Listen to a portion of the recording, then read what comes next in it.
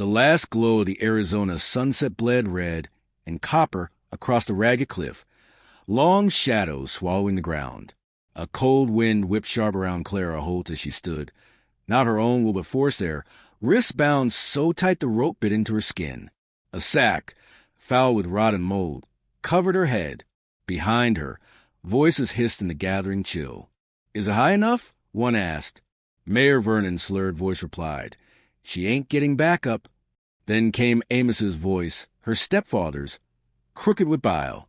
"She shamed our name when she said no to the mayor. Now she'll learn what that costs." Clara's cracked lips had been crying. Her eyes, lost behind that sack, stared into the blackness. She heard boot scrapes and frost, men poised to kill.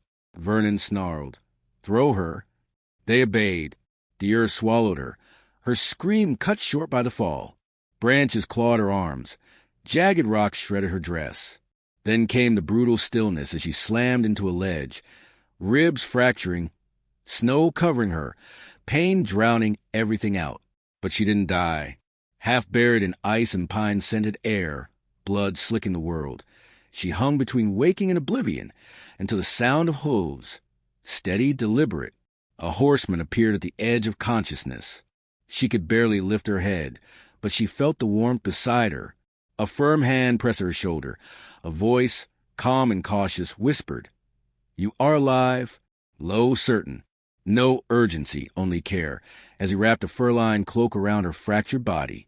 He lifted her onto his horse, which never broke into a gallop. She drifted again. When she opened her eyes next, she lay in a small lodge glowing amber. Fire crackled near her feet, cedar smoke drifting through hides lining the walls. The pain was there, but dulled. Across the flames sat the man who rescued her. He remained seated, steady and silent. A wooden cup of steaming tea was placed by her gently. "Why didn't you remove the sack?" she croaked. His eyes met hers, still unreadable. "I don't take what someone isn't ready to give." His voice was calm, unshakable. She gripped the furs. "You knew they threw me away. I saw a body left to die. That was enough." He remained unflinching, composed. She studied his face, carved with quiet dignity. "What's your name?" she asked, voice fragile as fog. "Silver Wolf," he replied. He didn't ask hers. After a lingering silence, he said, "You have no name now. That means you get to choose one when you're ready." She looked at the steam rising from the tea, curling like ghosts of another life. As she sipped, her hands trembled. For the first time since the fall, she felt seen, not as a wounded corpse, but as someone still fighting to live. Outside, pine stood silent under a bruised sky, limbs heavy with snow.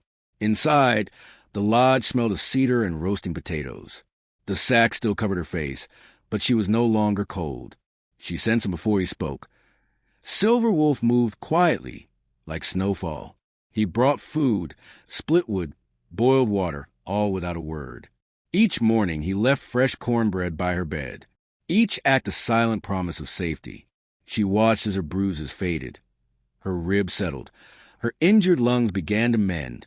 On the third night, she sat by the fire, hair damp and tension tucked into her shawl. The silence between them no longer frightened her. It felt like home. She studied his still demeanor, the sorrow carved behind his eyes. Like an old bruise he carried with him. "Where do you live?" "Alone," she finally whispered. He watched the flames before answering, voice soft and distant. "People leave me be. I prefer that way." There was a weight of solitude behind his words. She understood. She nodded. Later, she found a small bundle, linen, ink, and a pen, no message, no instructions. Just an invitation. Write what sets you free. That night, she lit a stub of candle and began to write. Her hand shook at first, but words came. The truth about Vernon, about Amos, about darkness forced upon her. And then more a declaration. She was not broken, not a ghost. She signed her name, not a goodbye, but a beginning. At dawn, she didn't reach for a brush to hide her scars. Instead, she took Silver Wolf's hunting knife and walked to the creek. With a single clean stroke, she cut her hair, uneven, pale, but hers. The curls fell away like an old life relinquished. She stared at her reflection. The girl in the white dress was gone. She sank to her knees, chest tight with cold and resolve, and returned to the lodge. Silver Wolf looked up as she entered. He said nothing, only nodded, slow and certain, as though he had always known. Clara still had no name beyond Clara Holt, but she no longer felt invisible. A small fire sparked in her chest. Winter had softened overnight. Snowmelt trickled down stone walls, dripping like fleeting footprints of another life. She sat by the fire, shawl around her shoulders, running fingers across the linen she had written on. Her weight felt lighter. Silver Wolf sat opposite, sharpening his knife, each scrape gentle, purposeful. The quiet settled between them again, familiar, safe. "Were you always here?" she asked. He paused, the stone on the blade slowing. "No," he said quietly. "Not always." He told her his story. Taken at 9 to a missionary school near Tucson, haircut, clothes burned, and named Joseph. He stopped speaking his language to make no one listen. He escaped after 3 years, returned home after a brutal winter. He married, had a wild-eyed boy who was fast as wind, but first his wife, then his son were claimed by coughing and fever. They were gone before the moon had turned twice. Since then he had floated between worlds, not village, not town, a shadow of both. Clara felt her throat tighten, not from pain, but recognition. Her trauma reflected in his loneliness. Softly she admitted, "My stepfather sold me to Vernon to cover his debts." He listened as she told of her refusal, and how they had thrown her over that cliff. When she finished, he unwrapped a buckskin bundle. A knife, engraved with a howling wolf's image. "Take it," he said gently, "not to kill, but to remind you you are not prey. You are the hunter now." She closed her fingers around the hilt. Cold metal, warmer than any apology. "Thank you," she whispered. Before he could respond, a whistle cut through the lodge. Silver Wolf sprang to his feet, senses sharpened. A young man crashed in, painted for violence, eyes aflame. "Iron Arrow," he hissed in Lakota. "You brought her here. You think the tribe will not see." Silver Wolf stood firm. "She was left to die. I found her." Iron Arrow took a step forward. "She brings trouble. They bring soldiers and lies." "She brings truth," Silver Wolf answered. Clara rose, holding the knife, not as weapon but talisman. "I didn't ask to be saved," she said steady. "I won't apologize for living." Iron Arrow spat and vanished into the woods. Silence fell thick as snow. Clara looked at Silver Wolf. "They'll come for me, eventually." He met her gaze. "Here, they haven't yet." She swallowed. "Then I want to meet them on my feet, not hiding." He studied her, then nodded. "I will go with you." Her breath caught. "Are you sure?" he asked, heavy with meaning. "Do you carry the truth?" Her eyes felt a knife. "I do."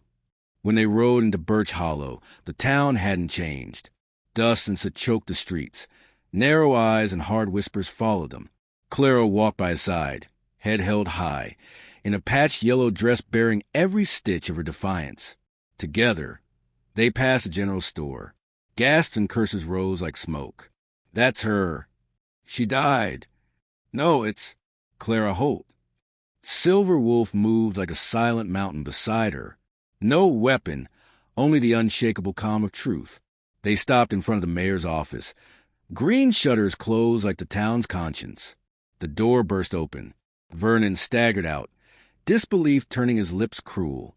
He descended the steps, boots echoing too loud on the wooden boards. Well, well," he drawled. "Look what crawled up from the grave. Clara Holt, you really are a ghost." Vernon sneered, eyeing her like a bad dream that had crawled back into the waking world.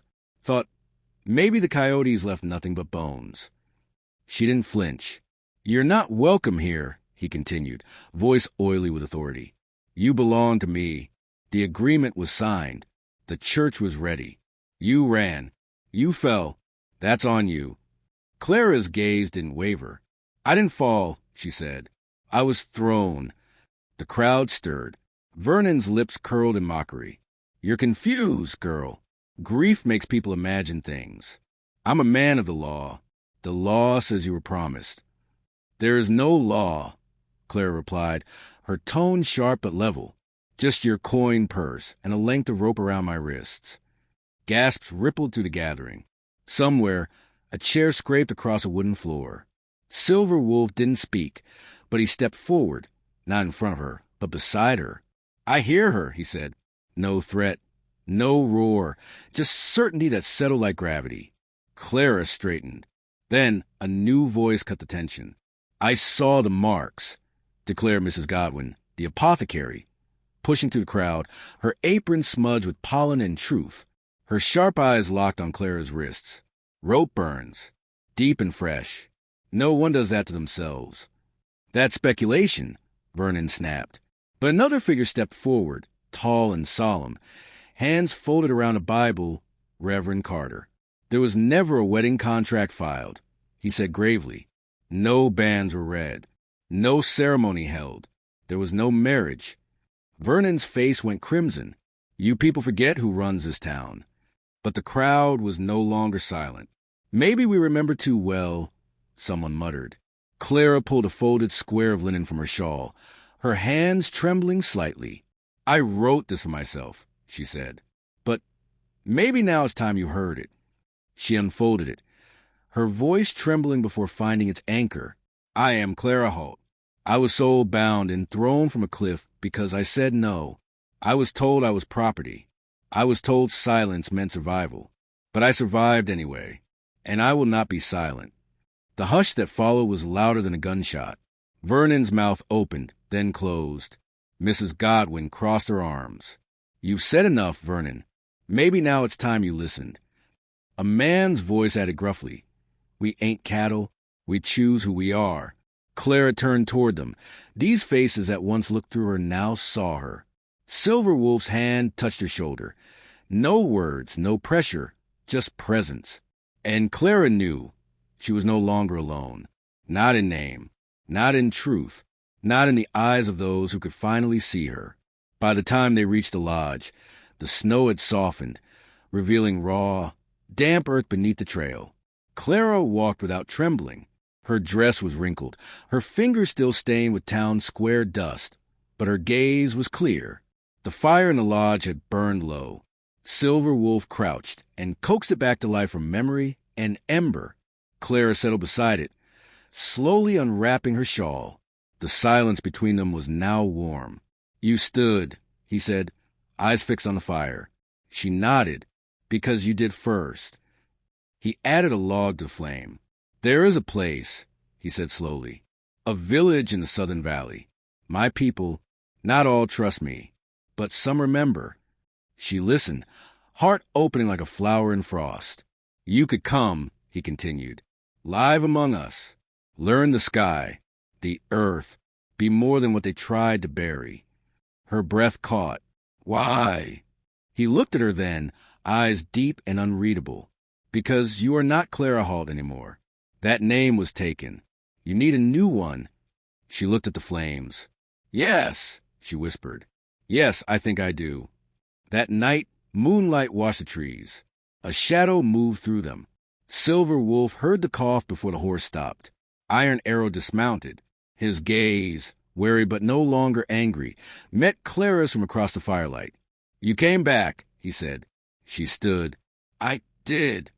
I saw the town. Heard what you said. You faced them.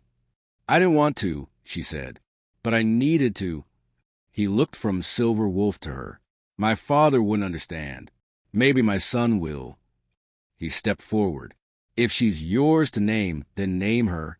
Silver Wolf reached into a pouch and pulled a bundle wrapped in soft leather. Inside, a necklace, a single eagle feather bound in blue beadwork, strung with river stones and bone. He placed it around her neck. You are not who you were, he said. You are Cliff's Dawn, because you rose where others would have fallen. Her throat tightened. Her fingers trembled over the feather. Thank you. Iron Arrow's jaw clenched, but his voice softened. It's a good name. Then the wind shifted. The sharp crunch of boots. Vernon. 2 deputies stood beside him, rifles slung, faces grim. There she is, Vernon spat. Thought you could disappear? Clara didn't flinch. "I've got a warrant," he said, "for harboring a fugitive. You're coming back with me, girl." Silver Wolf stepped between them. "She is not yours to take."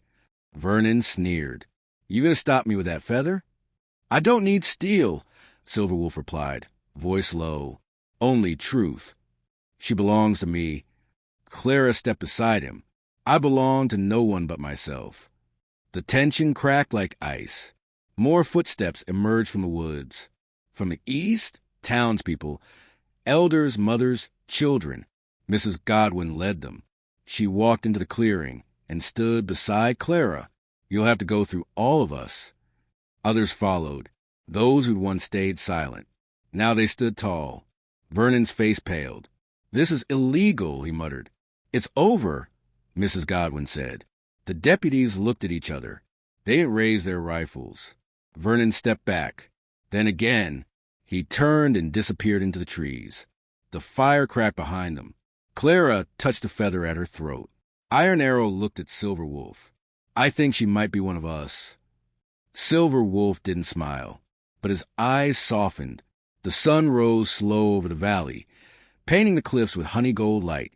Below, smoke lifted from lodges. Horses stirred. Children laughed. No. Cliff's Dawn stood at the edge of the clearing beside Silver Wolf. Her hands folded, her breath held. The people didn't stare. There were no whispers, no judgment. A great fire burned at the center of the camp. Elders gathered. The blind shaman stepped forward, face painted in ochre and ash. "She came from the edge of death," he said in Apache. "Thrown away, but she rose. She brought truth to fire." He turned to her. "Speak your name." She stepped forward. "My name is Clifton, because I rose where I was meant to vanish." The elders nodded. The shaman smiled. Cornmeal scattered into flames. Sparks danced like stars. When the ceremony ended, Silver Wolf led her to a simple lodge at the edge of camp. Poles, buffalo hide, smoke curling gently. "This is yours," he said. "Your beginning." She stepped inside. Mats, a warm fire pit, a folded blanket, a wooden bowl, a bundle of herbs. He knelt outside, carving into the doorway frame. She stepped closer. "What is it?" she asked. "Your guardian," he said. "An eagle, watching." He brushed dust from his hands. "This is your home, Cliff's Dawn." She touched the carving. "Thank you." That night, she learned to press corn cakes with the women. Fingers flew, laughter low. No one said welcome, but they no longer watched with wary eyes. She rose with the sun, washed roots in the river, wove with younger girls, learned Apache words from Silver Wolf, sky, wind, heart, not as a student, but as someone coming home. Days passed, weeks. One morning, she woke to bird song and the scent of baking bread. For the first time, she wasn't bracing for something to be taken from her. She had built something, and it was hers. The seasons turned gently.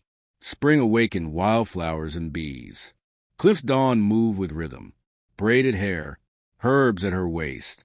A healer, she blended the knowledge Mrs. Godwin taught with the wisdom of Silver Wolf's people. Sage for sorrow, willow for fever, honey for wounds too deep to name. One evening, he stood beside her holding a blanket, red, blue, brown. Old, worn, but glowing. "My mother made this," he said. "She gave it to me when I became a man. I've carried it since." He stepped closer. "You are Cliff's Dawn, but to me, you're the light of the whole sky." He wrapped the blanket around her. They married under the full moon. No priest, no paper, just flame voiced truth.